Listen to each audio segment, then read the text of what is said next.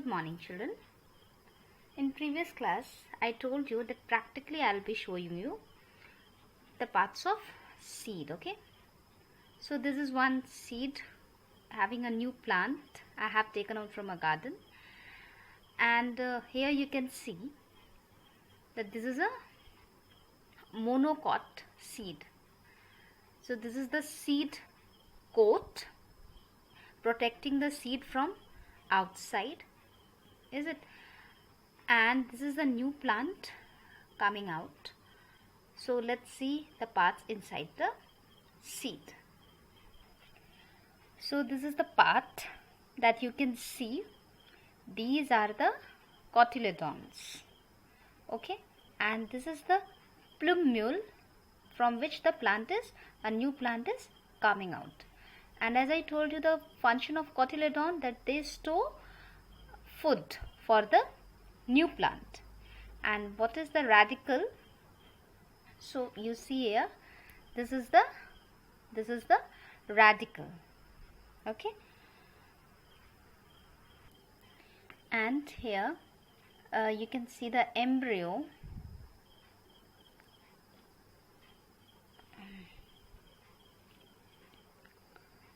So here in between the leaves, the new plant of the leaves, it consists of embryo. Now it is not showing because it has completely developed. So hope it's very clear the parts of seed, that these are cotyledons, okay? And then a shoot, a tiny shoot which is called plumule. This is the plumule from where the plant grows. And a tiny root is called radicle. This is the tiny root you can see, which is a radicle. It's clear, children? Thank you. So children, let's start part 2 from the chapter reproduction in plants. So today we will be doing seed germination. What do you mean by germination? Development of seed into a seedling, and that too with the help of sunlight, air, water and warmth. Without these requirements, the seed cannot grow. So here you can see first the seed, then slowly it grows a radicle, then slowly it grows to plumule, then a small green plant with a seedling, and then to a new plant. Now stages of germination. How it germinates? First of all, when we put seed inside the soil, what the seeds do? They absorb water. On absorbing water, the seed coat becomes soft and breaks up, and baby root comes out. The third one, the baby shoot, or we can say plumule, emerges, which grows towards the sunlight. Then the seedling uses food. From where it uses the food? From the cotyledons. Why? For its growth. Then the shoot grows and the tiny foliage leaves grow and prepare their own food by the process of photosynthesis. Till here clear? So first of all, the seed will absorb the water so that the seed coat becomes soft, and the baby root comes out by breaking.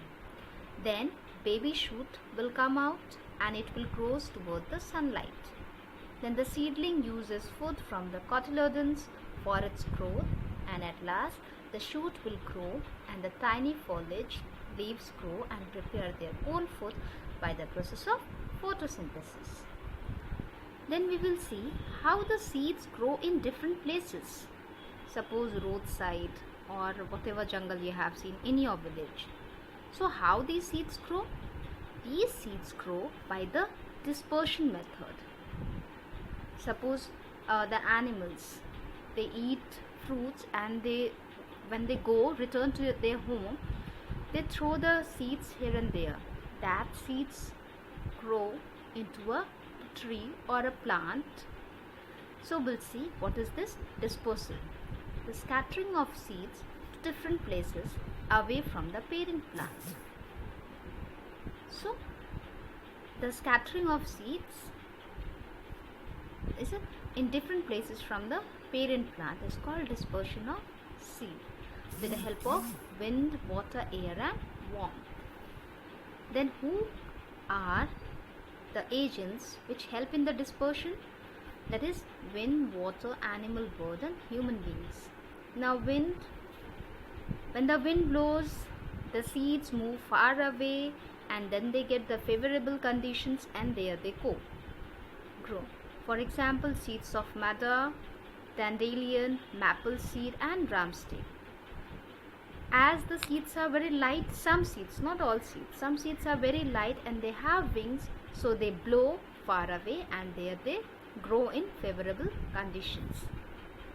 Then when we talk about the water, now with the help of water current, the seeds of fruits are dispersed through the water also. They go in far away places and there they grow. Suppose the coconut seed and the water lily. The coconut seeds are hollow, so they go far away and they grow in a new place. Water lily, or it's the water seed or the lotus seed, they are very spongy, and due to spongy they floats and they go far away and there they grow. Then see animals and human beings. Now we are the animals. We eat fruits. When we go somewhere, we eat fruits and we throw them in roadside. And when that seed get a favorable conditions, they grow into a new plant. And some of the seeds, such as xanthium, they stick to the bodies of animals or in the clothes of humans and they reach far away places. And in this way, the plants, or we can say the seeds, are disposed and the new plants are developed from them. Then we'll see the bird. The birds, while carrying the seeds, some are dropped and they are developed into a new plant. Then explosion of fruit. Now suppose some of the fruits, when they dry up, the seeds are thrown with a great force, and due to this the seeds scatter in different places and they grow into a new plant. Suppose balsam, lady's finger, peas. So these are the some example which grow by the explosion of fruits. These are the madder seeds. You can see they have a wing, so they can blown by the help of wind. Same in the dandelion seeds. Then you can see the seeds of lotus. When we cut a section, you will see they have spores inside them. So this is very spongy, which help them to float in the water. And then we are going to see the xanthium seeds and burdock. See, this you have seen, might be these plants are nearby, or when you go to your village, there also you can see.